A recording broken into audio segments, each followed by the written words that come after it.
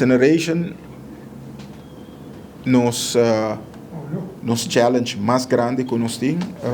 Eu quero não um secreto que todo tem veredicto dus para hope tempo não por a incinerate. Também todo tem shortage de incineration capacity, dus caminho que não tem a capacidade para incinerate tour extreme de waste que chega para kita boss. Nós estamos papiando de medical waste, cadáver não, pero sludge também.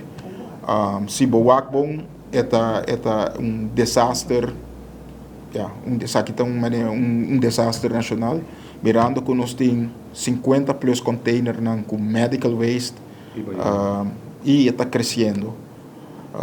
Essa é a situação que nós temos agora aqui. Ação não agora tomar imediatamente que nós também expandir a incineration capacity. Já tem 2 incinerators grandes que agora besteld, que estão na caminho. De luna de setembro tem a factory acceptance test e para fim de ano, dus é vierde kwartaal incinerator ng lota in place, pero é 2 capacidade de incinerator grande não todo suficiente.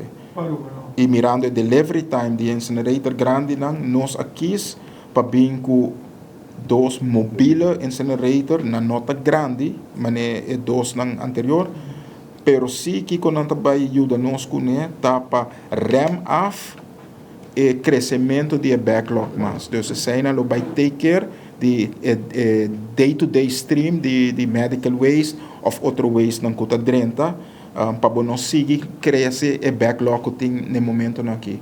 E para lei bom mestre por handle lei internacional medical waste within 48 horas.